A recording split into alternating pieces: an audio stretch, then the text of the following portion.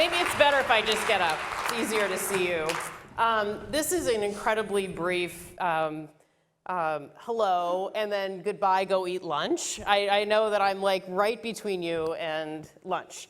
But I'm really happy to be here. I rode over with Giannina. I twisted her arm and begged her to come up here with me, and she said no, which is so unfortunate because actually we're a team, and we have been working together since I started working for the administration in January, and it's been a really exciting, fun-filled, challenging 9 months, I guess you could say. I have been placed at Health and Human Services, which is the first time that early childhood has been lifted up and made a formal part of the Health and Human Services Administration. I work with the Secretary of Health and Human Services, Mark Ghaly, yay! And the Office of the Surgeon General, Dr. Nadine Burke-Harris. There are other deputy secretaries coming in to work on really important issues related to behavioral health and health policy. And we are really building quite a bit of momentum there on a number of fronts. So I'm just really excited to be a part of the governor's team, but within the health and human services world, which frankly is really where I belong. I started out as a child abuse investigator in Alameda County 32 years ago. And so I feel that this is like coming home in many, many ways. And I'm so happy to be back in California. And I wanted to talk to you a little bit today about what it is I get to work on now that I'm in this role.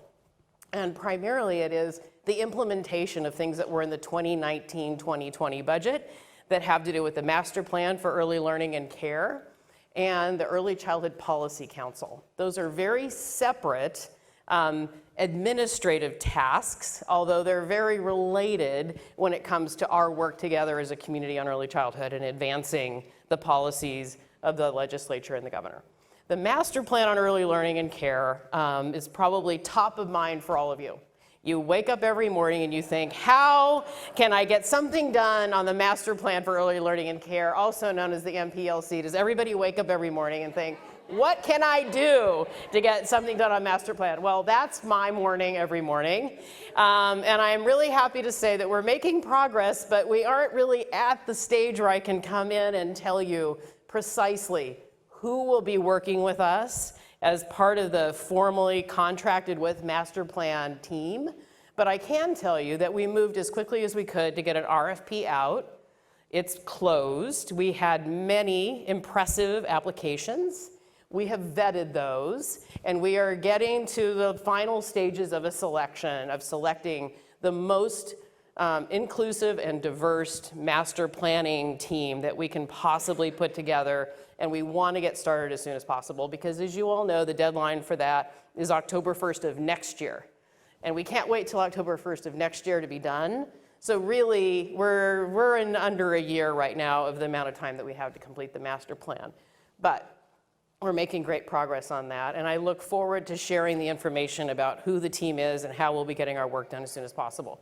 I understand from Carla and others, you were addressing issues that are going to be addressed by the master plan. You were addressing finance. What are the financing options? But more importantly, what does it really cost to have an early learning system in a state like California? And how much does it cost for each child to get the care and the learning and the development that they need? That's a critical part of the master planning process, financing.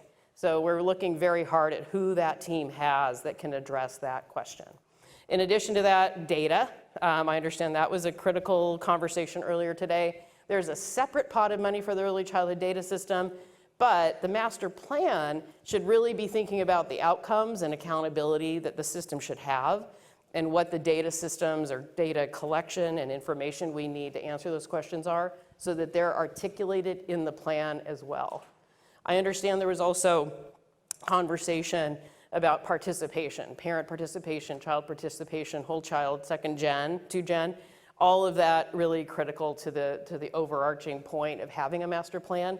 It's the blueprint, it's the roadmap. I think you've all heard Ann O'Leary and the governor speak to the importance of putting something in place that we can follow year by year to set our priorities for both the budget but also as a movement, and I look forward to being a part of that. In addition to that, the Early Childhood Policy Council. Many of you wake up every day and think, how can I get something done on the Early Childhood Policy Council, right? 27 members will be appointed. In addition to that, there are 2 advisory committees, one for parents, one for providers. Those, as you may have seen in cleanup language, have 9 members each.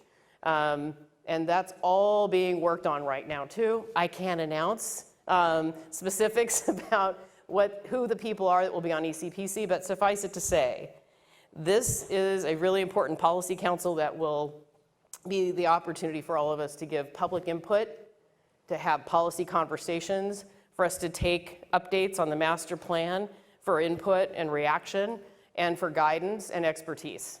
So the ECPC is going to be building on the Blue Ribbon Commission. It's going to be building on getting down to facts. It's going to build on PDGs 1 and 2.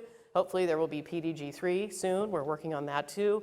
And we'll be able to, in a sense, aggregate up all of the hard work that you have all been conducting all of these years into something that becomes actionable, understandable, and relevant.